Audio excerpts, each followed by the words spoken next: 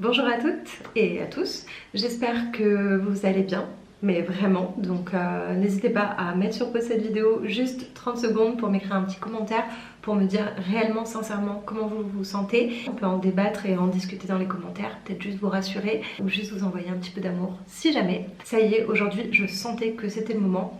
Je suis prête à vous raconter mes 6 mois d'externat. Je vous le dis tout de suite, j'ai eu une expérience vraiment pas glorieuse. J'ai été pas loin de la dépression, donc si jamais ces sujets, on va dire, de harcèlement moral, de dépression, de pensée suicidaire sont des problèmes pour vous, je vous invite à quitter cette vidéo.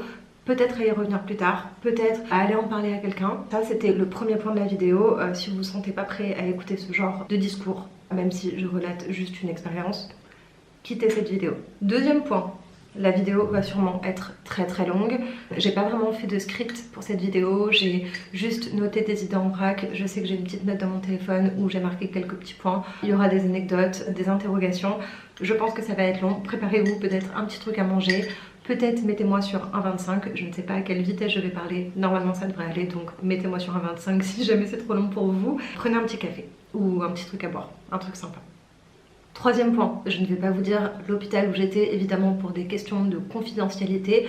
Je ne vais pas vous parler de telle ou telle personne en particulier, surtout parce qu'en fait le but ici, ce n'est pas de pointer du doigt des personnes, mais c'est de pointer du doigt des comportements. Ce que j'ai envie de pointer du doigt ici, c'est le système du travail en règle générale, c'est des problèmes aussi de comportement évidemment individuel ou à l'échelle d'une entreprise. Pour moi, telle ou telle personne s'inscrit dans un système qui est dysfonctionnel, personnes qui ont eu sûrement une éducation dysfonctionnelle ou en tout cas qui a engendré tout ce que j'ai vécu, et donc même si on peut blâmer individuellement les personnes, aujourd'hui c'est pas mon but. Le but, comme je l'ai fait et comme je le fais encore, de vous interroger sur le monde du travail, sur comment on veut vivre dans ce monde, comment on veut travailler dans ce monde, parce que malheureusement pour la plupart d'entre nous, on est obligé de travailler, on est obligé d'avoir un salaire pour survivre.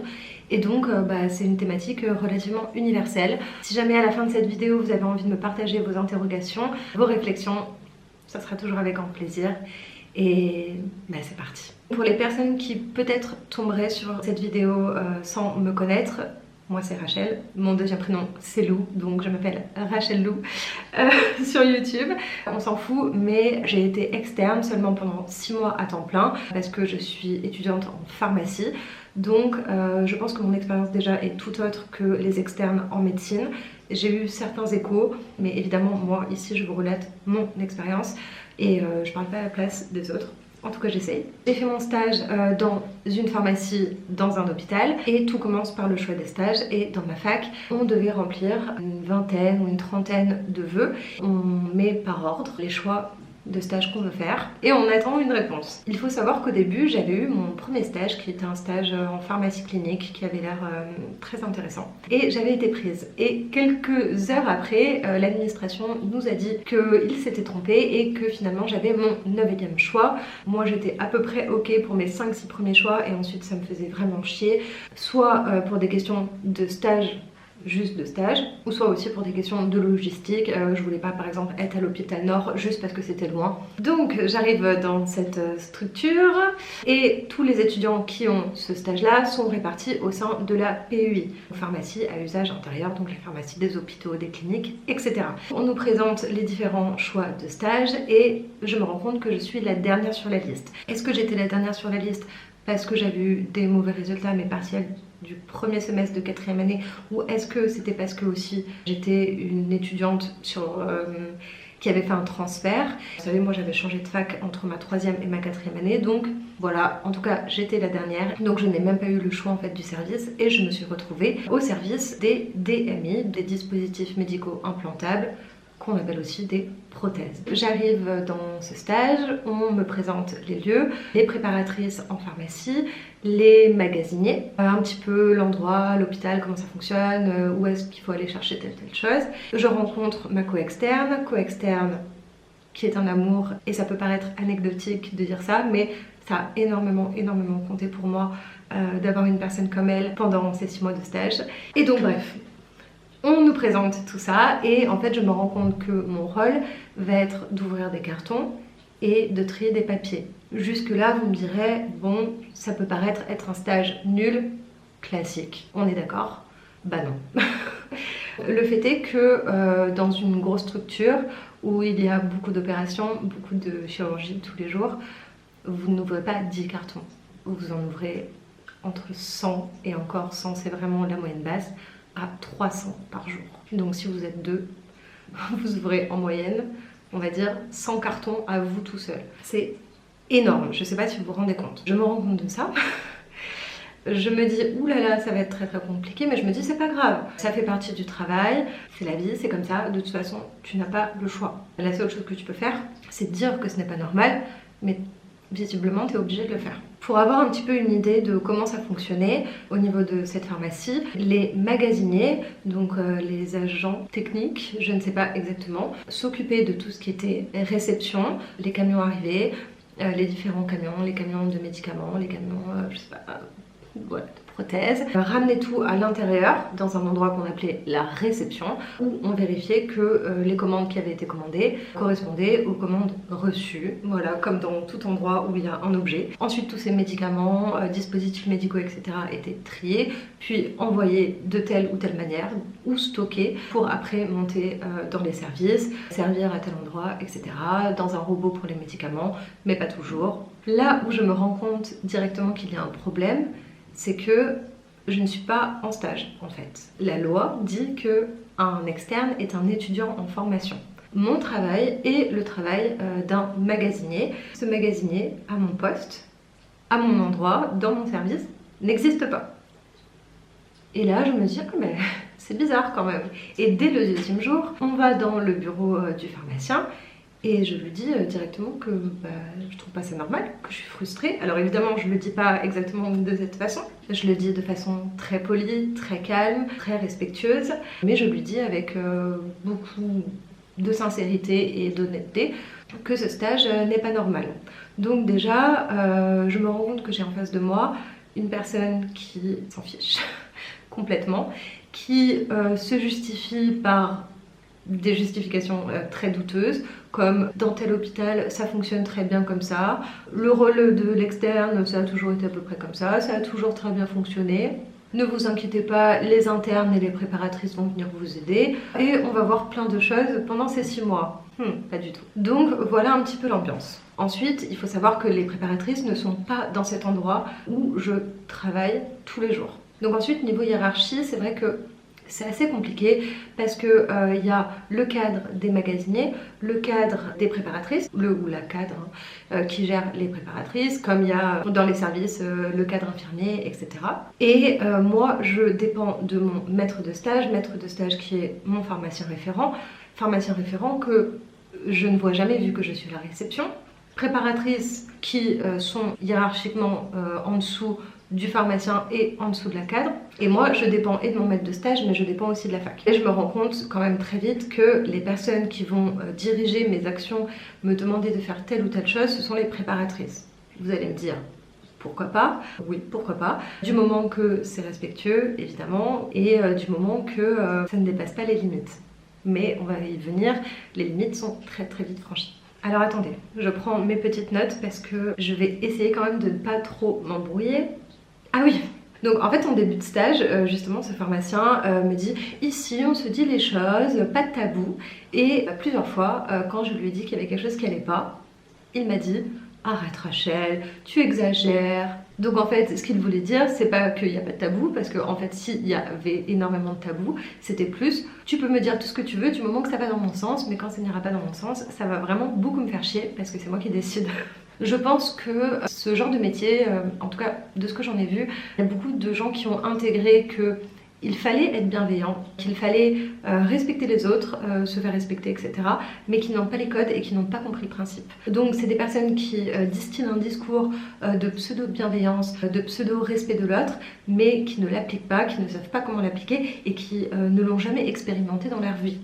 Donc évidemment qu'on se heurte à des gros problèmes. Et en fait j'ai l'impression que on y reviendra peut-être, mais c'est un petit peu comme le sexisme ou l'homophobie. En fait, ce sont des personnes qui ont intégré que être sexiste c'était mal, que l'homophobie c'était mal, mais qui ont quand même du sexisme et de l'homophobie très intériorisés. Ils vont vous sortir un discours quand même qui est très plaisant, agréable ou évident, on va dire, mais la réalité est tout autre. Et c'est un petit peu ce que j'ai ressenti. Je vais pas dire que je me suis sentie trahie parce que j'en vois tous les jours des gens qui font genre, on va dire.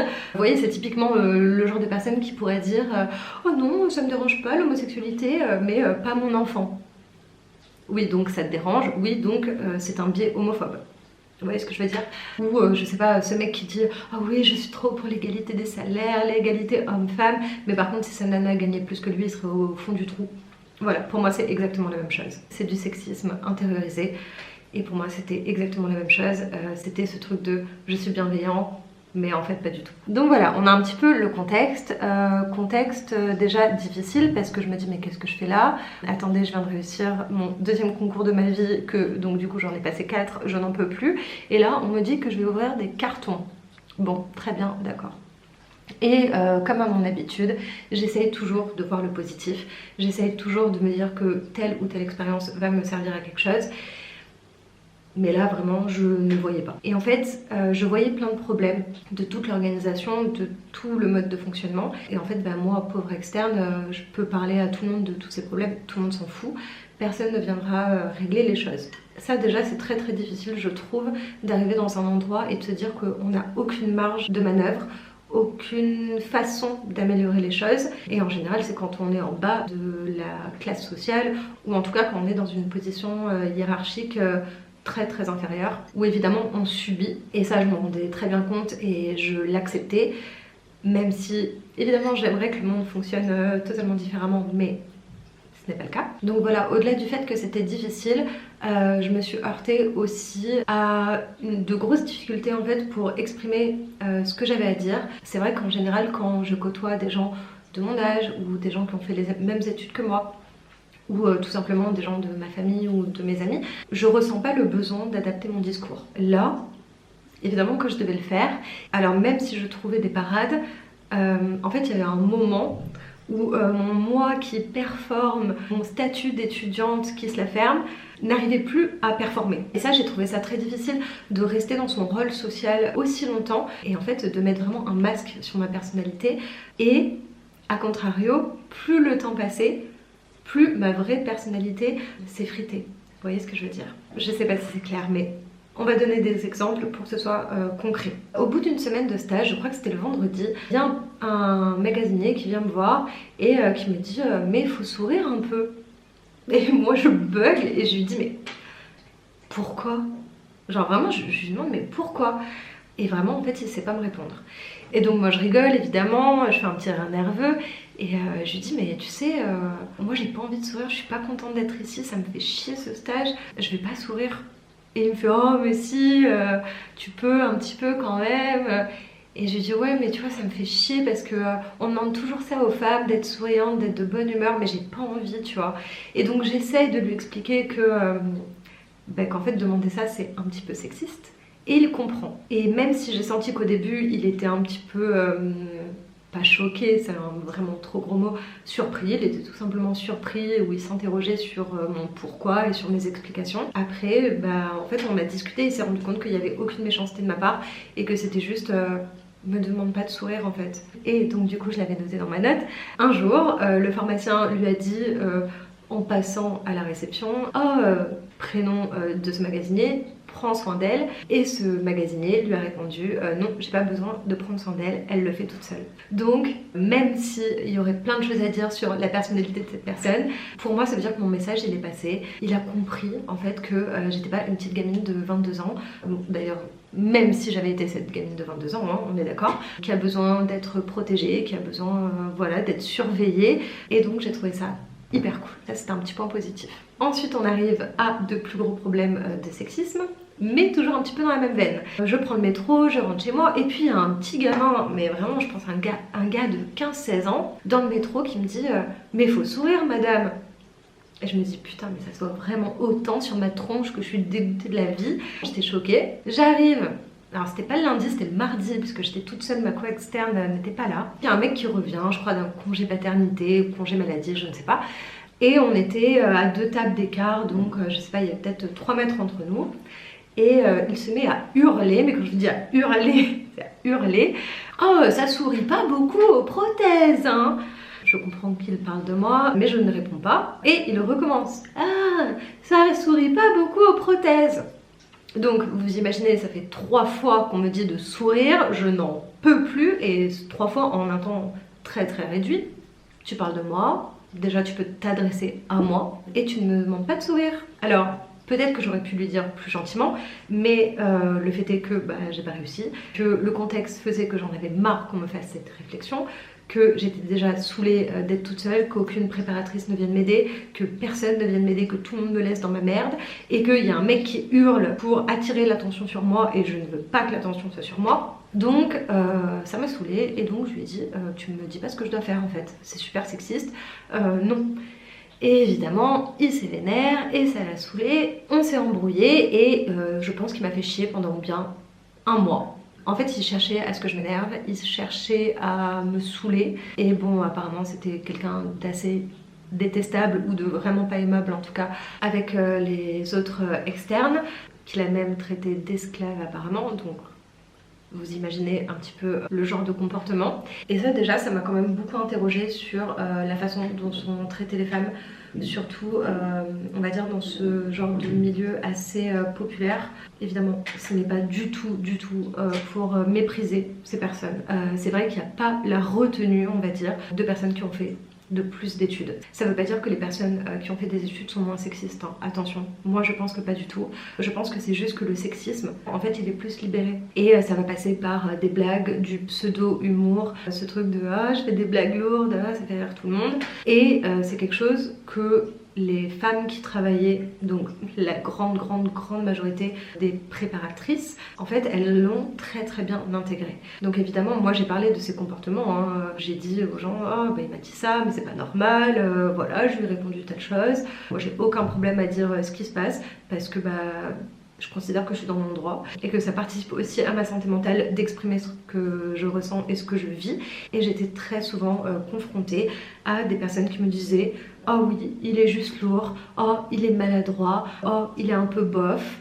Non, cette personne tient des propos sexistes, des propos, quand c'est répété, à la limite du harcèlement moral. Cette personne veut que je sois à bout, cette personne veut me faire chier. Et en fait j'ai l'impression que pour ces personnes-là qui minimisaient les propos, les agissements des autres, c'est une façon de se rassurer elles-mêmes, de se dire que si jamais elles l'ont vécu et qu'elles n'ont rien fait, c'est que c'est normal parce qu'elles ne pouvaient rien y faire. Je les comprends dans le sens où c'est plus simple d'accepter d'avoir vécu telle ou telle chose si tu dis que tout le monde le vit ou que c'est normal, que c'était ton destin entre guillemets, et que évidemment quelqu'un qui dénonce c'est problématique parce que ça veut dire pourquoi moi je l'ai pas dénoncé plus tôt, pourquoi moi j'ai trouvé ça normal, et sûrement plein d'autres raisons, mais je voyais bien que ça dérangeait toutes ces personnes là. Déjà je pense qu'il y avait plusieurs raisons au fait que ça dérangeait. C'est parce que mon statut d'externe, pour eux, dans leur vision de voir la société, le monde du travail, une externe ferme sa gueule. Ça dérangeait que je nomme les choses. Ça, je pense que ça a été un problème aussi pour tout le monde. Et je pense aussi sincèrement que ces personnes ne comprenaient pas. Les personnes pensaient que j'exagérais. Par exemple, ce magasinier qui faisait que m'harceler, je pense que je suis partie et qu'il pense toujours que je suis juste une meuf relou, qui veut pas rigoler, qui a pas d'humour, alors que j'ai beaucoup d'humour. C'est vrai, même s'il n'est pas terrible, j'ai beaucoup d'humour. Mais voilà, et en fait, pour eux, je suis une meuf relou, alors que moi, dans ma façon de penser, dans la façon dont j'ai été et je me suis éduquée, c'est juste que je suis une personne qui dit ce qu'elle pense et qui dit ce qu'elle ressent, et que non, ça va pas. Et que si j'avais vu ce comportement entre 2 autres personnes, j'aurais réagi aussi. Je le fais pour moi aussi. Mais le fait est que dans ce monde du travail, il faut fermer sa gueule. Genre vraiment, c'est la règle d'or, c'est il faut subir, c'est moi je l'ai vécu, je n'en suis pas mort, pas morte, j'ai pu continuer à faire mon travail, donc c'est que c'est pas si grave. Et je trouve ça dingue cette façon de penser, parce que je suis désolée, mais il y a des gens qui se font, je sais pas, frapper tous les jours et qui continuent à aller au travail. Il y a des gens qui se font maltraiter psychologiquement par leur mari, par leurs collègues, par leur patron, qui continuent à aller au travail, qui continuent à travailler et qui ne sont pas morts. D'ailleurs, je pense que c'est une énorme partie de la société à qui ça arrive et personne n'en meurt. Mais en fait, le problème, ce n'est pas la mort. Le problème, c'est comment tu te sens physiquement et psychologiquement. Mais ça, les gens ne veulent pas en entendre parler. La santé mentale, c'est tabou. Genre, c'est vraiment, vraiment tabou.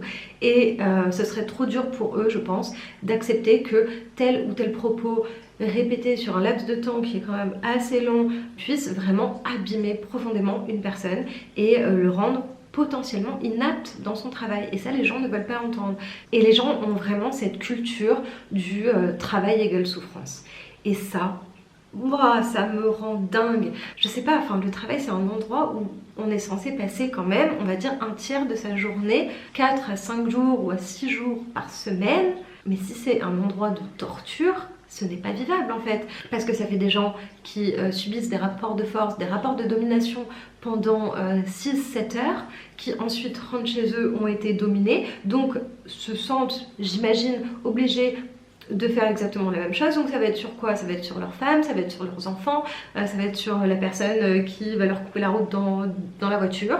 Enfin, vous voyez ce que je veux dire? Et au bout d'un moment, ça engendre énormément de colère, qui est des rapports de domination, des rapports de force, et qui est une incapacité d'agir. Enfin, ça rend fou, c'est comme être enfermé dans une cage toute la journée. On vrille. Et les gens trouvent ça normal.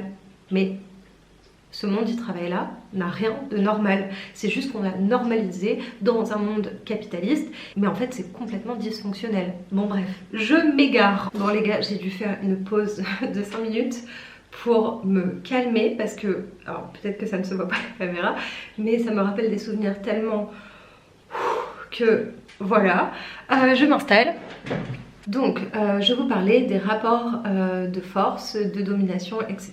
Pour parler plus concrètement, nous, on avait un poster à réaliser. On devait présenter un sujet à la fin de l'année concernant notre domaine de stage. Et évidemment, ma co-externe et moi, on n'allait pas faire un sujet sur comment ouvrir un carton correctement en 10 secondes. Donc on est allé voir le pharmacien qui nous a bien fait comprendre qu'il n'avait pas de sujet pour nous. Il n'avait pas d'idée, donc c'est pour vous dire l'implication de ce maître de stage.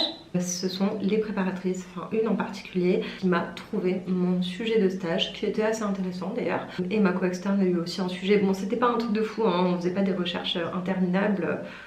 Voilà, c'était un petit truc. Du coup, c'est la Rachel du montage, beaucoup plus tard, on est presque...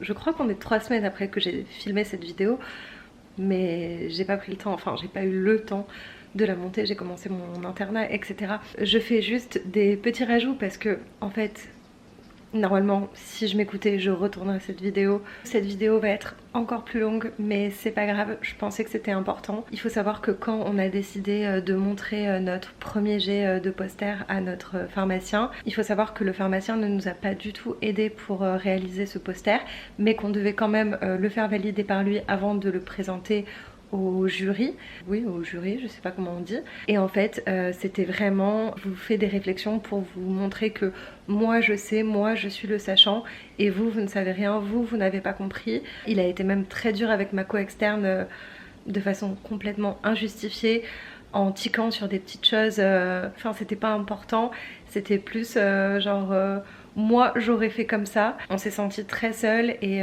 très abandonné. Je pense que c'était quand même important de le spécifier, genre on était vraiment allé dans son bureau et on a passé 1 heure à entendre moi quand j'étais au CNRS, moi je sais, voilà, vous avez le personnage. Bon bref, et il faut savoir que l'ambiance était quand même, il faut le dire, très tendue. Déjà parce que là où j'étais, il y avait des sous-effectifs. Sous-effectifs qui se faisaient ressentir, qui faisaient que certains ou certaines préparatrices avaient une plus grosse charge de travail que d'autres. Et donc évidemment, il y avait de la jalousie et de la compétition dans ce genre de milieu.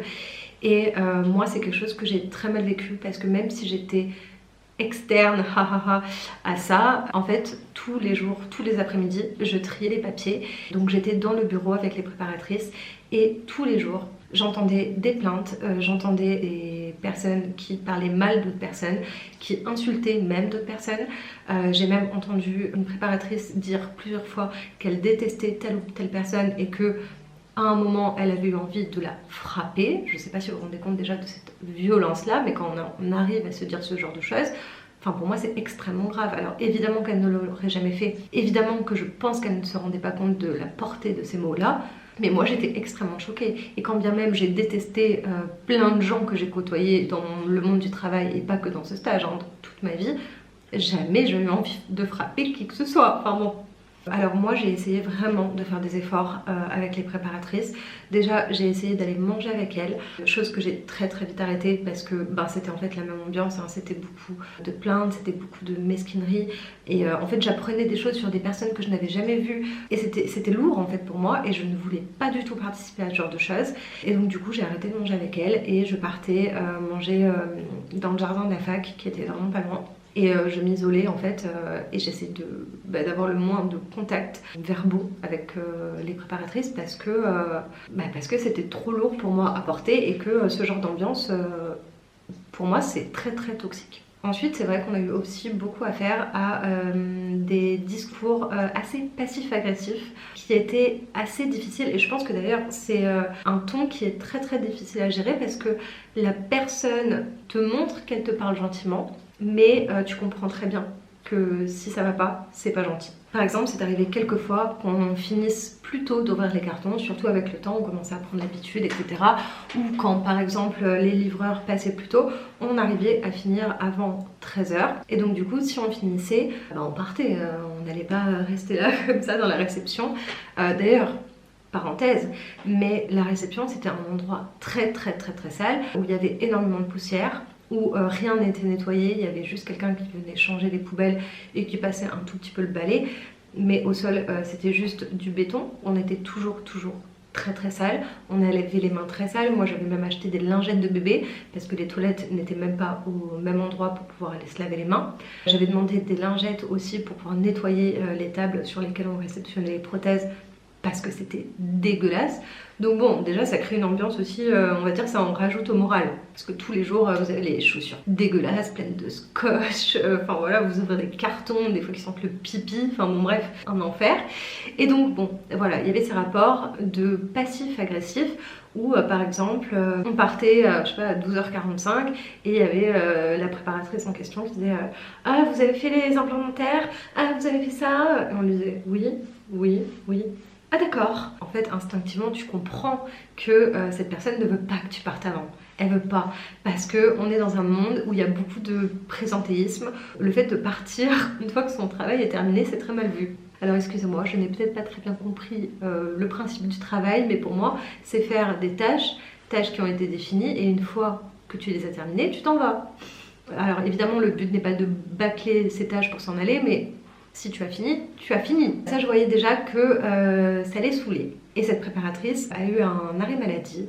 Et je me rappelle très bien que le premier matin où je savais qu'elle ne serait pas là, je suis arrivée au travail beaucoup plus légère. Je me suis sentie beaucoup mieux et en fait je me suis rendu compte que je nourrissais un stress parce que j'avais pas envie d'être confrontée à cette personne et que je me forçais à être gentille.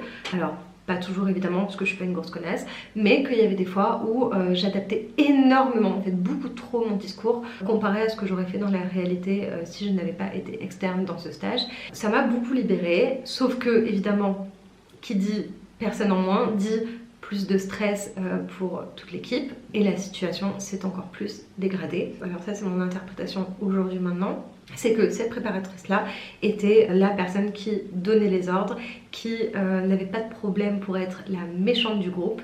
Et en fait, il n'y avait plus de méchante du groupe. Donc la loi a fait qu'il y en a eu une nouvelle. Et en parallèle, c'était aussi la période où je devais faire mon poster, faire des recherches, etc.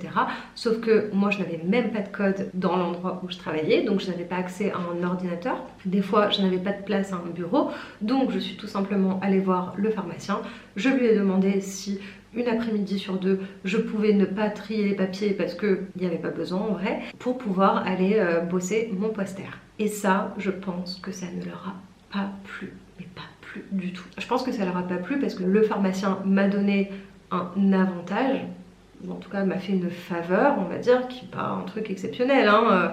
C'est juste que un jour sur deux, j'étais pas dans le bureau avec elle pour trier des papiers, et aussi pas pour leur faire des réceptions. Ah oui, parce que ça je ne l'ai pas dit, mais ça a été quand même la réalité, c'est que moi je m'ennuyais. Au bout d'un moment j'avais fini de trier les papiers, hein. C'était pas le bordel tous les jours, et donc je n'avais plus rien à faire, donc j'ai appris à faire des réceptions informatiques sur l'ordinateur pour les aider. Je suis beaucoup trop gentille. Elles voyaient en plus que j'étais sympa, que j'étais motivée, et donc par exemple elles m'ont proposé, quand les livreurs n'étaient pas arrivés encore le matin, de venir dans le bureau faire des réceptions.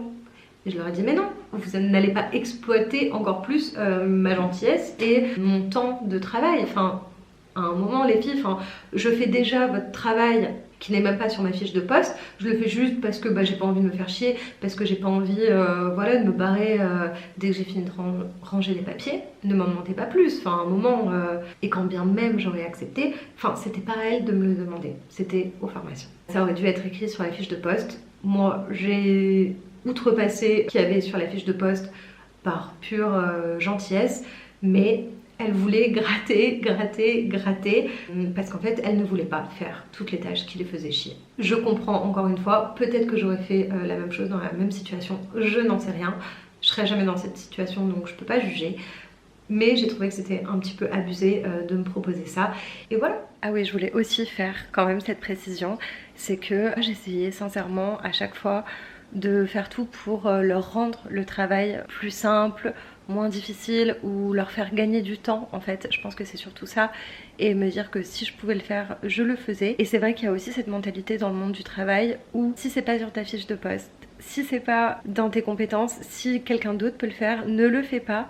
Sinon on va te bouffer. Je comprends. Et à la fois moi je suis une nana assez solidaire, et quand je peux aider, quand je peux le faire, quand ça me demande pas un effort surhumain, quand ça rentre dans mes horaires on va dire, pourquoi pas en fait. Et là où je me suis rendu compte qu'en fait il y avait que moi qui allait dans ce sens là, et que évidemment quand toi tu aides mais que personne ne t'aide en retour, tu vis beaucoup plus mal cette situation. Voilà, c'est que par exemple en avril j'ai pris 4 jours, genre 4 jours. Et quand je suis rentrée, elle n'avait trié aucun papier, des papiers que j'avais à trier, mais qui sont quand même des papiers dont elles ont besoin, où elles doivent pouvoir s'y référer si jamais il y a un problème de commande, etc. Mais vu qu'elles considèrent que c'est mon travail, le travail de l'externe, en fait elles n'avaient pas trié, et je suis revenue et il y avait une pile, mais bien plus grosse que ça, c'est qu'il y avait une pile gigantesque, presque de ma tête on va dire. Et je me suis dit, mais c'est fou quand même, elles auraient pu trier un petit peu au fur et à mesure pour me rendre la tâche plus simple. Et pareil, quand je suis repartie en vacances début juillet, je suis revenue, mais il y avait une pile mais gigantesque, et je me suis dit, mais elle se moque de moi. Déjà pour elle, c'est débile, moi c'est une perte de temps, et si elles avaient fait une petite partie un petit peu tous les jours chacune en se répartissant le travail, on n'en serait pas là, vous voyez ce que je veux dire. Et rien que ce genre de comportement en mode on balance les feuilles, on n'essaye même pas de faire un effort de tri, j'ai trouvé ça pas cool et assez irrespectueux, sachant que souvent je leur avais donné des consignes. Bon, pour qui je me prends, vous allez me dire c'est vrai, mais je leur avais dit par exemple que c'était plus logique de réceptionner d'abord par laboratoire, comme ça pour ranger, on gagnait du temps. Personne ne le faisait. Si, je crois qu'il y avait une petite étudiante préparatrice qui était très gentille d'ailleurs, qui l'a fait, je crois. Bon, après elle n'était pas là tout le temps. Mais voilà, et ce qui est très drôle, c'est qu'elle me disait à la fin, oh tu es très organisée, c'est super bien rangé. Elles m'ont même demandé de faire un tuto pour la prochaine externe, ce que je n'ai pas fait, parce que c'est ridicule, et qu'en plus elles auraient très bien pu le faire toutes seules. Mais comme si c'était un truc impossible à faire, qui demandait énormément d'organisation. Elle me disait tout le temps, ah t'es super bien organisée. Mais non en fait, genre je m'organise, c'est tout. Il n'y a rien de fou là-dedans, c'est à la portée de vraiment n'importe qui. C'est juste qu'en fait vous prenez pas le temps de vous demander qu'est-ce qui va être le plus efficace, et qu'est-ce qui va prendre le moins de temps, et qu'est-ce qui va être optimisé en fait. En fait je crois qu'elles s'en foutaient. Voilà. Et autre anecdote, plusieurs fois quand je revenais je revenais, parce que des fois évidemment je ne venais pas l'après-midi comme je vous l'ai expliqué, je retrouvais des feuilles à trier de 2023 et c'était impossible. Et donc un jour je leur demande, mais comment ça se fait qu'il y a des feuilles de 2023 qui se retrouvent dans le bac de 2024 que j'ai à trier? J'étais pas là en 2023, c'est pas normal. Les feuilles de 2023 sont rangées très très loin dans les archives. Alors elles bug un petit peu, elles savent pas trop quoi me dire, et en fait elles m'expliquent que quand elles vont chercher des feuilles dans les archives bien plus loin, bien ailleurs, au lieu de retourner les ranger ou de faire un petit bac à part, etc., elles me le refoutent dans le bac à ranger, en mode bah nous on a dérangé mais c'est à toi de re-ranger. Et je leur ai dit, mais les filles, c'est pas cool. Moi, j'ai une pochette spécialement 2023 et quand la pochette est assez remplie, je vais aux archives ranger les feuilles de 2023. Enfin, faites un effort, ne me mélangez pas tout. Et j'ai bien vu qu'elles l'avaient assez mal pris, comme si je leur avais donné une directive ou comme si j'avais été une horrible personne de dire que ça se faisait pas alors que c'était vraiment la réalité. C'était irrespectueux pour moi de faire ça en fait. C'était comme ton travail ne vaut rien. Et nous, on prend tous les droits pour saccager un petit peu le temps que tu passes à trier pour nous. Et je l'ai très très mal vécu. La situation s'est beaucoup envenimée et une nouvelle préparatrice ne supportait vraiment pas qu'on parte plus tôt. On le voyait bien, elle soufflait à chaque fois. Elle nous donnait des tâches qu'elle ne nous avait jamais données au moment où on avait fini nos cartons pour en fait nous retenir. Parce que je pense que ça la rendait dingue qu'on parte avant l'heure. Et je pense qu'elle ne se rendait pas compte, mais je pense qu'en fait, instinctivement, elle aurait voulu pouvoir faire ça, mais elle ne pouvait pas. Elle ne pouvait pas vis-à-vis de la cadre, vis-à-vis du pharmacien qui aurait pu passer à n'importe quel moment et qu'elle ne soit pas présente dans son bureau. Alors que nous, bah, on était attachés à rien. Donc évidemment qu'on le faisait. Un jour, les bornes ont été dépassées. Il nous restait un carton à la réception, carton qui était très gros. Et on n'avait pas juste à ouvrir le carton, c'est vrai que j'ai pas précisé, mais on devait sortir toutes les prothèses du carton. Des fois, il y en avait, je sais pas, 30 par carton. Vérifier que tout était bon en vérifiant les références, etc. Les mettre dans un sachet. Sachet qu'on mettait après dans un petit truc à roulettes. Petit truc à roulettes qui partirait au bloc dans l'après-midi. Et quand on a vu qu'il y avait ce carton qui nous a été déposé au dernier moment par les magasiniers alors qu'on avait déjà tout rangé, qu'on avait scellé, etc., on s'est dit bah non. Et donc ma co-externe à ce moment-là travaillait en pharmacie l'après-midi et je lui ai dit bah je le ferai cet après-midi, ça presse pas, c'était un truc d'orthopédie et on nous avait toujours dit que quand on pouvait pas terminer, on pouvait pas terminer et c'était comme ça. Mais que voilà, la priorité c'était plutôt la cardio parce que les stocks au bloc étaient assez faibles et dans tous les cas je l'aurais préparé l'après-midi ou le lendemain et il n'y aurait pas eu de problème. Et surtout que c'était arrivé plein de fois que pas un carton ne monte pas mais que 50 cartons ne montent pas hein. C'est pour vous expliquer à quel point le fait de ne pas faire un carton n'était pas grave. Et donc nous partons à notre pause déjeuner, moi je reviens, ma co-externe elle ne faisait que les matins et je me fais un café dans le bureau avec les préparatrices. Je discute avec une préparatrice, celle qui commençait à être vraiment excédée et qui essayait de nous retenir tous les midis. Et elle me dit oh Rachel, tu as encore oublié ton badge à la réception. Ah oui, parce que moi je faisais tout le temps tomber mon badge, il s'est retrouvé au bloc, il s'est retrouvé dans la poubelle des cartons, bon, bref. Et alors je rigole, je fais non mais c'est fou quand même, comment c'est possible, je suis vraiment hyper maladroite. On rigole, on parle de trucs, machin. Et je lui dis bon bah j'irai le chercher à la réception, de toute façon j'ai les implants dentaires à faire cet après. Je retourne à la réception.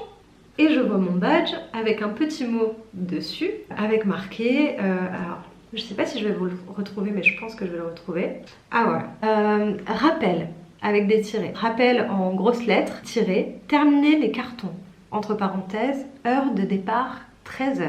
Mettre les feuilles de livraison UF sur les rolls. Ça encore c'est très très drôle. Je vous lis tout et après je vous décrypte le message. Nous avertir s'il reste des problèmes. Ok. Ne pas oublier de mettre les prothèses dans les rolls. Merci. Avec point d'exclamation. Alors, terminer les cartons. Donc pour nous dire qu'il fallait toujours terminer les cartons. Ce qui, factuellement, n'est pas possible. Voilà. Ce n'était pas toujours possible. Des fois, il y avait des livreurs qui arrivaient à 12h30. Le mec qui vient chercher les prothèses arrivait à 13h, c'est pas possible. Donc elle me rappelle quand même, enfin elle nous rappelle que l'heure de départ est 13h, donc c'est quand même la preuve que quand bien même on aurait terminé, elle ne veut pas qu'on parte plus tôt. Mettre les feuilles de livraison UF sur les rolls. Alors ça c'était très drôle parce que en fait à un moment elle était venue nous aider, cette nana, et on lui avait demandé mais pourquoi on met des feuilles imprimées tous les matins avec le nom des UF, etc. pour les services, alors que dans tous les cas, à la fin de la matinée, vous collez une étiquette dessus, donc que tout ce qui est marqué dessus n'est plus lisible et que c'est la seule chose qui va permettre aux personnes qui transportent les prothèses de trouver le service. Donc on s'est dit, bah, ça sert à rien de mettre un papier. Je ne sais pas si vous percevez notre logique, mais c'était assez logique. Cette nana nous avait répondu, ah oui, c'est vrai que c'est pas logique, c'est vrai que ça sert à rien. Bah évidemment, on s'est dit, bah on arrête de le faire alors. On va juste coller les étiquettes. Mais visiblement, elle a changé d'avis en 2 jours. Nous avertir s'il reste des problèmes. Alors évidemment, il y avait tous les jours des problèmes. Soit il y avait des problèmes de quantité, soit il manquait des feuilles, soit la commande était introuvable. À chaque fois qu'on avait des problèmes, on allait les voir. Ou par exemple, des fois c'était juste des dépôts. Les labos envoyaient des prothèses. Ils avaient discuté par mail avec les préparateurs, préparatrices, les pharmaciens, je ne sais pas. Mais nous, on n'était pas au courant, on n'avait pas de feuille de commande, on n'avait rien. Donc on n'était pas au courant. Elle nous dit, nous avertir s'il reste des problèmes. On l'a toujours fait, c'est juste qu'elle ne venait pas. Ou alors elle venait à 12h50, évidemment, pour régler les problèmes. Donc nous, au bout d'un moment, on en a eu marre. On s'est dit, bah, si elles viennent pas régler le problème, on n'y touche pas en fait. On va pas aller les voir à chaque fois. Autant quand elles étaient 1 ou 2, évidemment, moi j'allais avec les feuilles dans le bureau où ma co-externe y allait. Hein. On leur disait, bah voilà, il y a tel truc, machin, règle-moi le problème, j'y vais. Mais évidemment, au bout d'un moment, si elles ne se déplacent pas pour voir le souci, bon bah on peut pas faire grand chose en fait. À un moment, on va pas aller les harceler. Je pense que ce petit tiret, c'était vraiment juste pour rajouter un tiret. Pas oublier de mettre les prothèses dans les rolls. Bon, ça peut arriver, les oublier.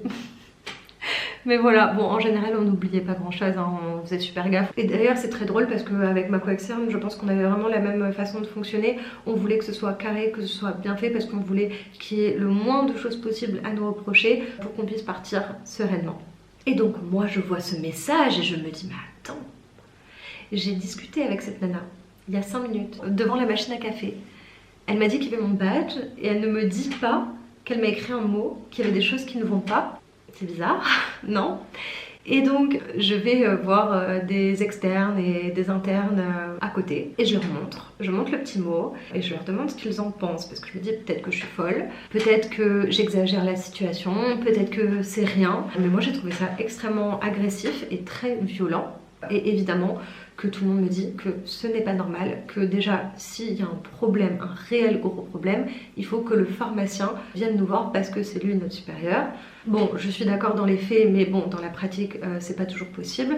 Mais c'est vrai que je considère que s'il y a un problème, déjà on en discute. Et c'est vrai que je trouvais que le principe du mot, c'était encore une fois un rapport de domination et c'est un petit peu aussi un rapport de parents-enfants un petit peu infantilisant dans le sens où ça fait un petit peu je te le dis, c'est comme ça et pas autrement. En fait, c'était je te donne cette idée-là, je t'impose mes problèmes, je t'impose mon ressenti et mon énervement et tu ne peux rien dire parce que c'est bon, c'est écrit en fait. Tu ne vas pas pouvoir communiquer avec moi. Et je pense que c'est la raison pour laquelle elle avait envie de m'écrire un mot, c'est qu'elle s'imaginait que j'allais lire le mot ou qu'on allait lire le mot, qu'on allait se sentir mal, qu'on allait faire exactement ce qu'elle avait dit et qu'on n'en reparlerait pas. Eh ben non. Je considère qu'en tant qu'adulte à adulte, quand il y a un problème, il faut qu'il y ait une communication, il faut que chacun exprime ce qui ne va pas, qu'on en discute et qu'on règle le problème. Et donc j'ai passé 2 heures à me cacher aux urgences, voilà la réalité. Et je suis allée les voir à la fin de ma journée de stage et bon, j'ai demandé qui m'avait écrit le mot. Elle m'a dit c'est moi. Et je lui ai dit bah pas de ça avec moi en fait, genre c'est pas correct. Et alors peut-être que j'aurais dû le dire d'une autre façon, peut-être que j'aurais dû être plus maligne, bon j'ai pas été agressive non plus, mais voilà je lui ai dit bah pas de ça avec moi, c'est pas correct, je pense qu'on peut communiquer comme des adultes. Je lui ai dit mais pourquoi tu me l'as pas dit quand on discutait à la machine à café? Et elle m'a dit j'avais oublié. Alors là Et en fait je pense que c'est là où vraiment c'est parti en couille, c'est parce que je me dis mais en fait elle me ment ouvertement, enfin j'ai beau retourner la situation et là ça fait plusieurs mois que ça s'est arrivé et je n'y crois toujours pas. Elle me dit qu'elle a oublié qu'elle m'a écrit un mot alors qu'elle n'a pas oublié qu'elle avait mis mon badge à côté du mot. Tu peux te foutre de ma gueule mais pas trop quand même, tu vois. Et je lui dis mais tu me mens. Et alors là elle a pété les plombs, elle s'est mise à s'énerver, elle m'a dit mais qu'est-ce que tu veux? Tu veux une réunion avec le pharmacien? Et j'ai dit bah ouais si tu veux, genre bah évidemment on fait une réunion avec le pharmacien. Et il y avait beaucoup de propos incohérents en fait, elle me disait oui vous terminez jamais les cartons, ce qui n'était pas vrai du tout, vous partez toujours plus tôt, ce qui est pas vrai du tout. Bref, que des trucs incohérents. Ensuite, il y avait l'autre préparatrice qui essayait de la défendre en mode mais nous, on se laisse toujours des petits mots. Alors, talala, ne me le fais pas à moi. Vous vous laissez des mots de transmission l'une pour l'autre en mode j'ai fait ça, j'ai parlé avec tel labo. Vous dites pas tu pars à 16h30 et pas avant. Hein. Rien à voir. Enfin, arrêtez les filles. Enfin. Et donc, bon, la situation s'est envenimée. Et bon bah moi je suis rentrée chez moi, je me suis dit bon bah voilà j'ai dit ce que j'avais à dire, que c'était pas correct, que la prochaine fois bah fallait me le dire en face, qu'on pouvait régler certains problèmes mais d'autres c'était pas possible, qu'il fallait aussi venir nous aider et pas venir à 12h50, qu'on n'allait pas faire des heures sup parce qu'on était payé 270 € par mois pour faire 35 heures, être dans la merde alors que c'est un travail de magasinier et que juste l'hôpital ne veut pas dépenser ces sous-là et que l'hôpital est aussi très conscient qu'un agent de la fonction publique c'est très dur à virer, ça prend des arrêts maladie, un externe ça va fermer sa gueule et c'est beaucoup moins cher, donc ça arrange tout le monde, bah, sauf les gens qui en souffrent. Donc non, j'allais pas faire des heures sup pour un pauvre petit carton, que elle pouvait très bien faire des heures sup, que elle pouvait très bien prendre du temps pour elle, qu'elle avait des RTT, des vacances, des congés payés, tout ce que vous voulez, une protection dans le monde du travail, mais pas moi en fait. Donc non, c'est injuste. Le lendemain matin, excédée, elles me disent rendez-vous avec le pharmacien. Donc on monte dans le bureau du pharmacien et je réexplique la situation. En fait, je pense qu'elles espéraient que je m'écrase, mais pas du tout. J'ai redit exactement les mêmes choses, j'ai dit que c'était un manque de respect, qu'il ne fallait pas communiquer comme ça dans le monde du travail, que c'était un rapport de force que je n'appréciais pas et qui n'était pas bon pour ma santé mentale. Mais vraiment c'est parti dans des trucs, genre à un moment cette préparatrice me dit je sais très bien que tu veux mon poste. Et je la regardais, je me suis dit mais non pas du tout, je peux pas prendre ta place moi, je veux juste faire mes 2 derniers mois de stage. Et c'est tout en fait, mais juste je veux que tu me respectes, parce que moi je te respecte, parce que moi je t'ai jamais manqué de respect. Et l'autre préparatrice me dit, oui mais quand tu nous as parlé hier, on aurait dit qu'on était les pires des merdes. Et je lui dis non.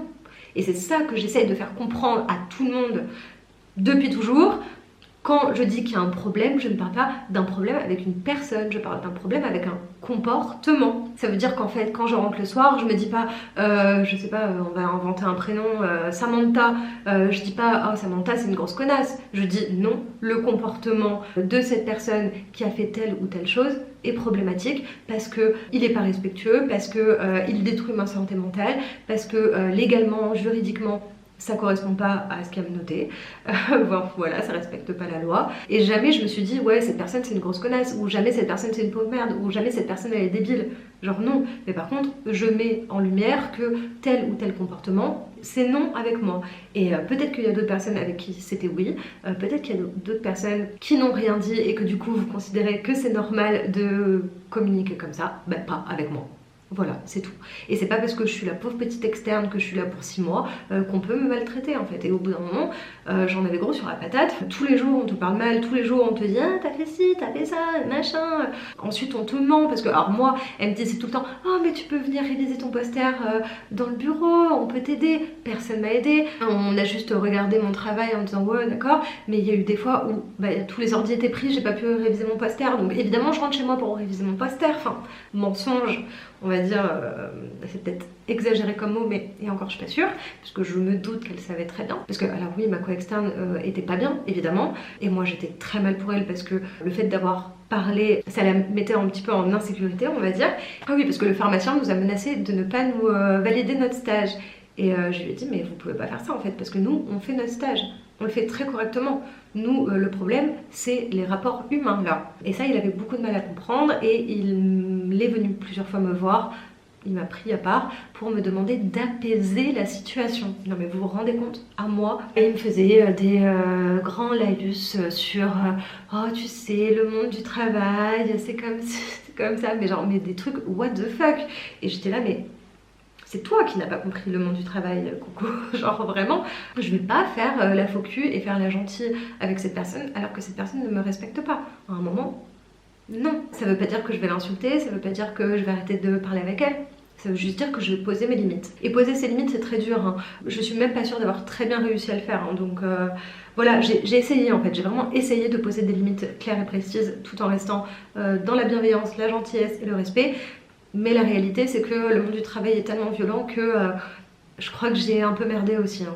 Et je lui ai aussi expliqué que chaque externe qui était passé par ce stage avait fini par s'embrouiller avec les préparatrices. Tous, en tout cas tous ceux à qui j'ai parlé, parce que je peux parler à tous. Donc c'est bien là une preuve qu'il y a une ambiance toxique, qu'à un moment, il y a quelque chose qui ne va pas et que le problème ne vient pas des externes. Enfin, si le problème venait de tel ou tel externe ou de moi par exemple, j'aurais été la première à m'énerver contre les préparatrices. Ce qui n'a pas été le cas. J'ai pas du tout été la première. Alors peut-être que d'autres l'ont fait différemment, peut-être que d'autres ont juste fui. Bon, moi je suis un peu rentrée dedans. Bon. Là, s'en est suivi beaucoup de blablabla. Ils ont beaucoup parlé sur ma gueule.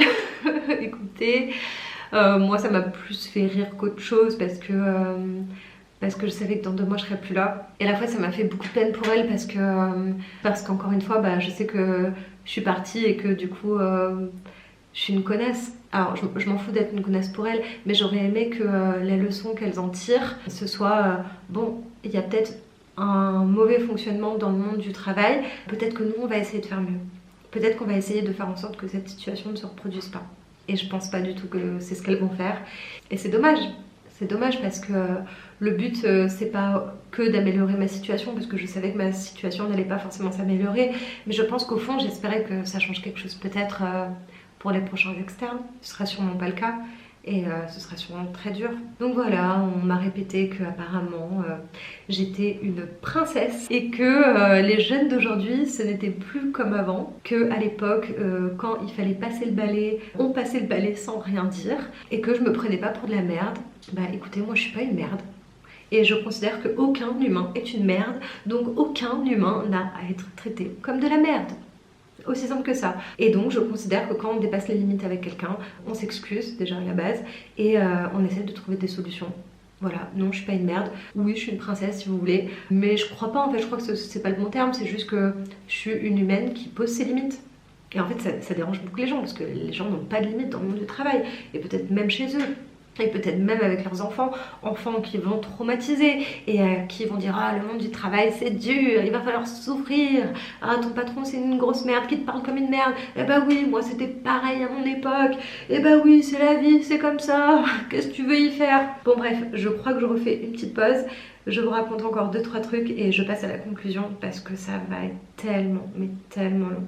C'est bon, j'ai refait ma petite pause, ça va un petit peu mieux, voilà je vais finir d'extérioriser, ensuite on s'arrête. Alors pour moi c'est difficile de raconter tout ce qui s'est passé, mais peut-être que pour vous aussi c'est lourd parce que peut-être que vous vivez aussi ce genre de situation, donc si jamais c'est le cas vous avez tout mon soutien. Ce qu'il faut savoir également c'est que moi ce que je faisais, ouvrir les cartons, c'était la punition. C'est une tâche qui était aussi donnée aux étudiantes préparatrices, les nanas qui étaient en alternance, et c'est la tâche aussi qu'on donnait aux nouvelles arrivantes ou les personnes qu'on n'aimait pas. Il y a une nouvelle préparatrice qui est venue remplacer et un jour j'ai été témoin d'une scène d'une préparatrice qui arrive dans le bureau, qui n'était même pas du tout de ce service et qui dit oh c'est bon là elle va pas nous faire chier, on la fout au carton pendant 2 mois, comme ça elle va bien comprendre ce que c'est et après elle va plus faire chier. C'est vraiment pour vous laisser imaginer le type de violence qu'il y avait au sein de cet endroit et ça ne s'arrête pas là. J'ai croisé énormément de personnes, que ce soit des préparateurs, des magasiniers, des externes, des internes qui réfléchissaient réellement à aller voir la médecine du travail, des personnes qui espéraient être malades pour faire un arrêt maladie, des personnes qui voulaient faire un arrêt maladie parce que psychologiquement c'était difficile. Et même moi j'y ai pensé, arrivé surtout après cet incident, après l'histoire avec les préparatrices, j'ai eu des envies suicidaires. Alors évidemment en sachant que je ne passerais pas à l'acte, je savais que c'était, on va dire, des symptômes de dépression, comment dire, qui étaient circonstanciels, qui étaient dus à ma situation, et que une fois que je serais partie de ce stage, la vie reprendrait son cours. Mais voilà, des fois j'attendais le bus. Et j'avais envie de me jeter sous le bus. J'étais arrivée dans un état où je pleurais le soir, mais vraiment, je me sentais très très nulle, très inutile. La vie était un fardeau. Voilà. Mon seul moment de bonheur, c'était à ma pause midi où je me mettais dans les arbres, sur un banc sous les arbres, et où je lisais un livre, où j'écoutais un podcast, je buvais un petit cappuccino. C'était mon seul moment, ma seule parenthèse sympathique. En plus, j'avais vécu un déménagement, il y avait Hazel qui avait eu un cancer, il y a eu aussi toutes les élections législatives qui m'ont beaucoup stressée, la montée de l'extrême droite, le fait de me dire que tous les jours j'allais dans un endroit où il y avait un tiers de racistes potentiellement. Toute l'ambiance était très lourde pour moi, j'étais très mal et j'ai beaucoup regretté mon choix.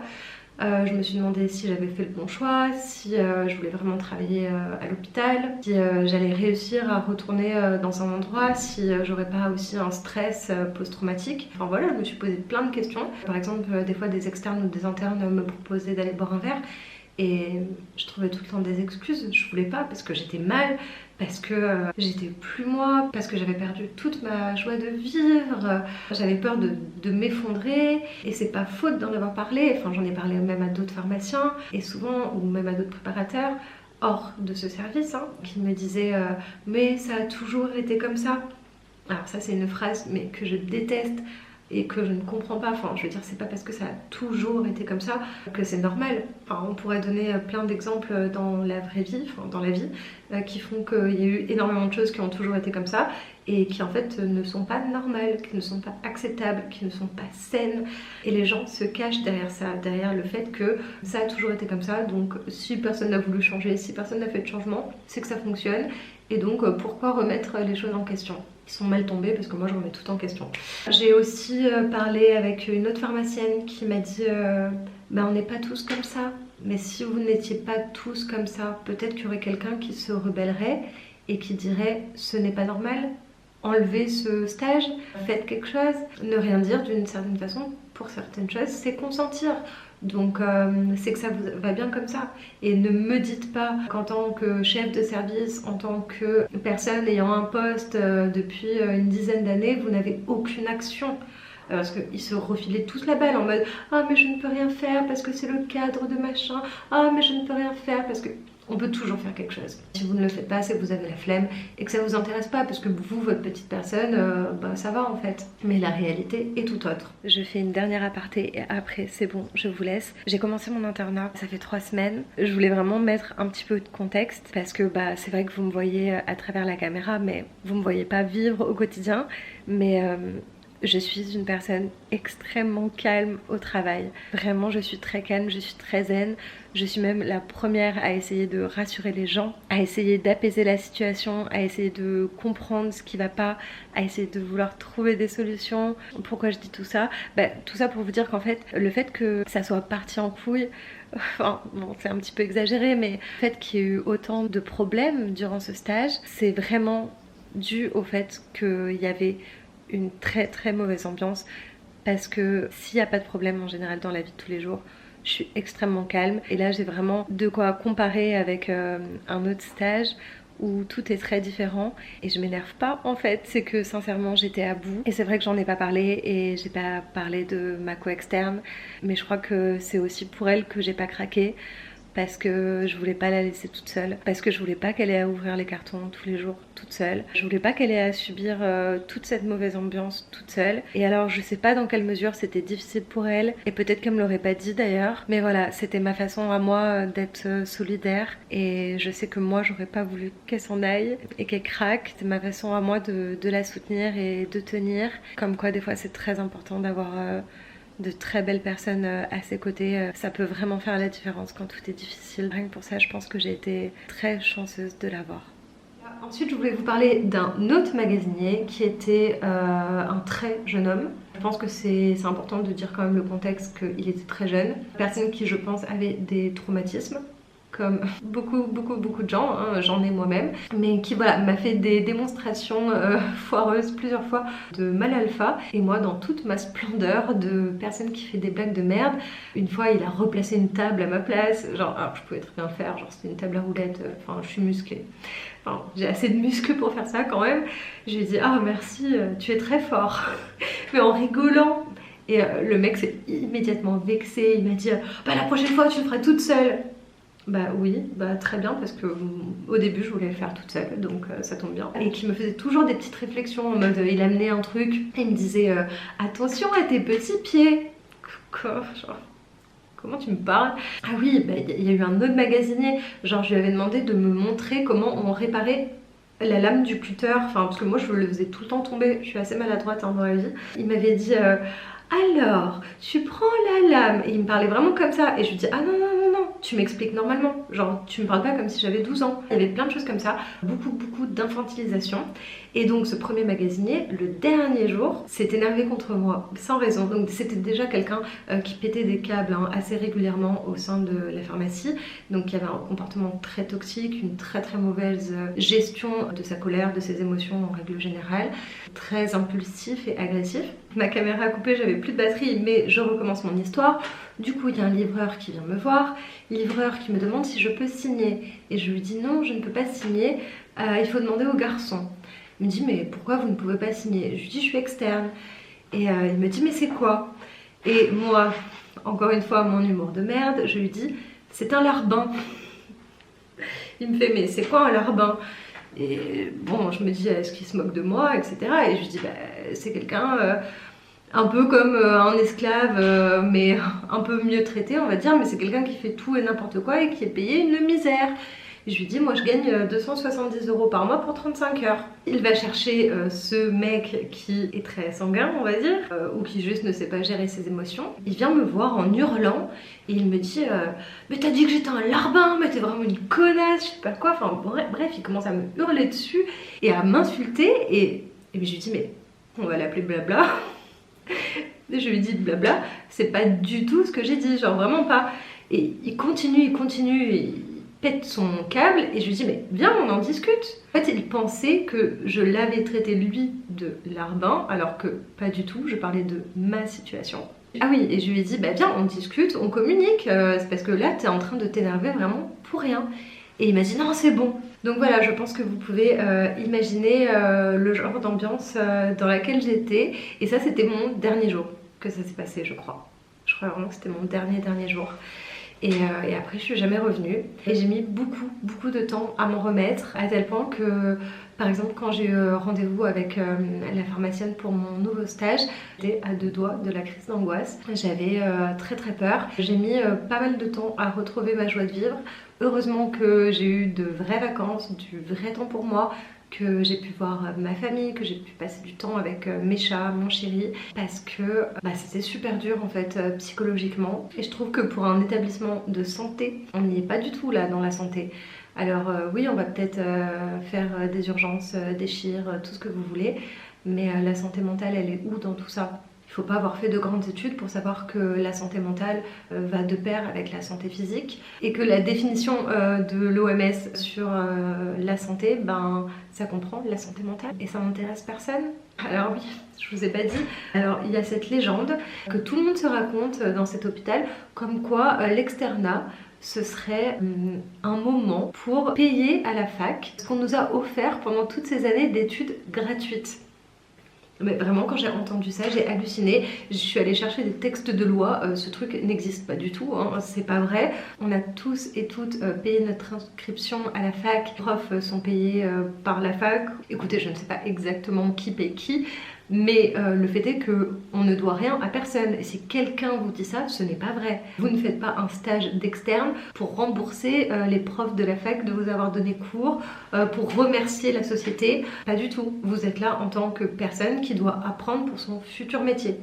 c'est tout. Et la rétribution en tant qu'externe est tellement infime, enfin ça n'a pas de sens. Ça n'a pas de sens. Alors de ce que j'ai remarqué, c'est que quand on leur parle de loi et de code du travail, les gens ferment les yeux en mode mais qu'est-ce qu'elle me dit? Ça n'existe pas cette histoire, moi j'ai entendu ça. Mais bon, il y a un code du travail qui existe, sûrement des numéros aussi qui existent, il y a la médecine du travail. Qu'est-ce que je vais faire maintenant? Bah maintenant je vais faire mon internat et je vais éviter au maximum l'endroit où j'ai fait mon stage, quitte à ne pas faire de garde, quitte à avoir des stages moins intéressants. Je refuse d'être dans cet endroit, de recôtoyer ces personnes et j'espère qu'un jour, au moins l'une d'entre elles ou l'un d'entre eux se rendra compte qu'on n'est pas obligé de fonctionner comme ça dans l'hôpital. On n'est pas obligé en fait de continuer tout ce qu'on a toujours vu, tout ce qu'on a toujours subi et ça peut se passer autrement. C'est une réalité, il y a des endroits où ça se passe autrement. On en voit trop peu et on en parle trop peu, mais il y a des endroits où ça se passe bien, il y a des endroits où les gens sont gentils, il y a forcément des contre-exemples, ils en ont sûrement pas vu pour ne pas être capables et ne pas avoir envie et ne pas avoir la motivation de changer les choses, mais ça existe et j'espère qu'un jour ils s'en rendront compte et j'espère qu'ils s'en rendront pas compte au moment où ils auront fait un burn-out ou au moment où ils changeront en fin de travail parce que ça se gangrène et avec les politiques actuelles, l'hôpital public en tout cas ne fera qu'aller dans une dynamique je pense de plus en plus compliquée. Enfin en tout cas je trouve que c'est extrêmement malheureux. Je suis encore dans une grande hésitation pour aller parler à quelqu'un de la fac, déjà parce que je ne sais pas vraiment vers qui me tourner, aussi parce qu'on a essayé de me décourager, aussi parce qu'on m'a dit qu'il y avait peu de chances que ça serve à quelque chose. Bah oui, je sais bien, il y a peu de chances que ça change, mais est-ce que je vais pas m'en vouloir si j'ai pas essayé? Je pense que si. La bonne nouvelle dans tout ça, c'est que apparemment le pharmacien aurait fait une demande officielle pour avoir un magasinier à ce poste. Alors je pense qu'il y a toujours des externes, moi même je suis persuadée depuis que je suis partie, mais peut-être que les choses vont avancer. Donc peut-être que le fait d'avoir dit certaines choses n'a pas été... Enfin que ces choses-là n'ont pas été faites pour rien. Peut-être que ça a eu un impact. Peut-être pas. Je pense que mes regrets principaux sont vis-à-vis du fait que j'avais pas... En tout cas j'ai eu l'impression que j'avais pas... Oh coucou à chaque fois. Que j'avais pas forcément les armes pour... Oui, attends, je finis juste ce que j'ai à dire et après je m'occupe de toi. Oui. J'ai eu l'impression que à certains moments, j'avais pas les armes pour m'adapter à toutes les personnes que je côtoyais. Vous savez, souvent quand on commence dans un endroit, en tout cas j'ai cette impression, que je me demande toujours, c'est ce que je vous disais au début, le rôle social que je vais endosser. Est-ce que par exemple je vais performer mon genre? Est-ce que je vais me maquiller? Voilà, moi j'ai pris la décision de pratiquement pas me maquiller. Par exemple là je suis maquillée, quand je travaille j'essaye de ne pas le faire, bon sauf si vraiment je trouve que j'ai des cernes horribles et que des fois je mettais un petit peu de baume à lèvres teinté ou des choses comme ça, mais c'est rare que je me fasse un full make-up par exemple au travail. Pareil, avant je me lissais les cheveux parce que la société m'avait appris que les cheveux lisses c'était plus propre, c'est ridicule, plus acceptable, plus tout en fait, mieux. Mais voilà, je le fais plus parce que déjà j'ai pas envie de prendre ce temps, j'ai pas envie de perdre cette énergie, j'ai pas envie de répondre à ce qu'on attend de moi en fait. Genre, en fait c'est ça, genre j'ai juste envie d'être moi-même et aussi j'ai pas envie que si je me maquille tous les jours, le jour où je me maquille pas, on me dise ah t'as l'air fatiguée. Bon, la réalité c'est qu'on peut quand même me le dire même si je me suis jamais maquillée. Je sais que je vais poser mes limites toujours très clairement. Chose que je n'ai pas du tout fait dans mes autres travails, ou en tout cas pas assez bien je pense. Et ça je pense que ça vient avec l'âge, avec le temps, avec la lassitude aussi, l'énervement. Mais c'est dur de poser ses limites tout simplement parce que c'est dur de savoir s'exprimer et qu'on n'est pas habitué à ce qu'il y ait de la communication. Mais je vais travailler sur moi et je vais essayer de le faire de mieux en mieux et de mieux me connaître aussi pour savoir ce que je peux endurer et ce que je ne peux pas endurer.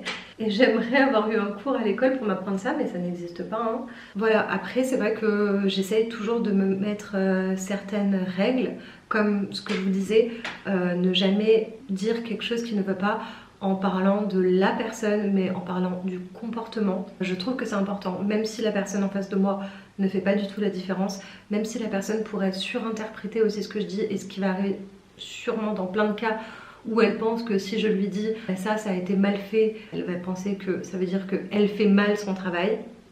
Non, ça veut dire que cette tâche, par exemple, n'a pas été correctement faite. Parce que moi, quand on me le dit, je sais que je me vexe pas. Je me dis, ah bon, bah c'est vrai, j'ai mal fait ça, ok, je me le note, bah il faudrait mieux faire comme ça.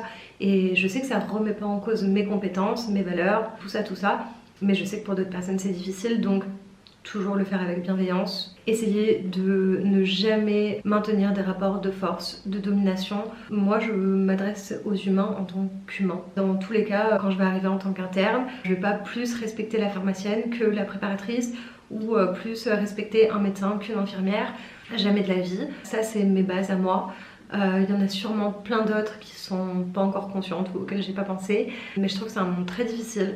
D'ailleurs, je m'étais acheté un livre de sociologie sur le monde du travail, ça m'a complètement retourné le cerveau, et je crois que j'avais pas les armes intellectuelles pour assez bien le comprendre, mais je crois que c'est un sujet qu'il faut que je creuse, parce qu'en fait les relations humaines ça m'intéresse beaucoup. Et j'ai envie de m'améliorer, et j'ai envie de faire mieux, et j'aimerais que ça fonctionne bien. Pour l'instant, j'ai jamais eu d'expérience où du début jusqu'à la fin, j'ai rien eu à redire. Je pense que ça n'arrivera jamais, mais j'ai vu quand même beaucoup plus de choses à dire que de choses où je me suis dit « Ah là, ça fonctionne bien », vous voyez ce que je veux dire? Je pense que j'aurais pu parler encore vraiment très longtemps, mais je pense que j'ai parlé pratiquement 2 heures. Je vais essayer de raccourcir, mais je vais faire au mieux. J'ai pas envie non plus de me censurer. C'est ma chaîne YouTube, je fais ce que je veux.